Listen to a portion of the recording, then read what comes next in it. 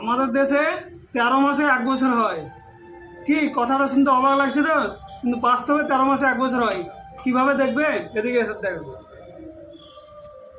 যদি আমরা টেলিকম কোম্পানিগুলোতে মোবাইলে রিচার্জ করি, তো আমাদের 28 দিনে 350 টাকা রিচার্জ করতে হয়। তাহলে যদি আমরা 28কে 12 দিয়ে গুণ করি, তাহলে পরে আমাদের হয় 336 দিন।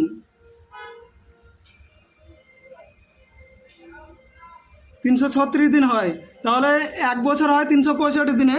এখন যদি আমি আরও 28 দিন যোগ করি এখানে, তাহলে হচ্ছে 364 দিন, অর্থাৎ 13 মাসে 1 বছর।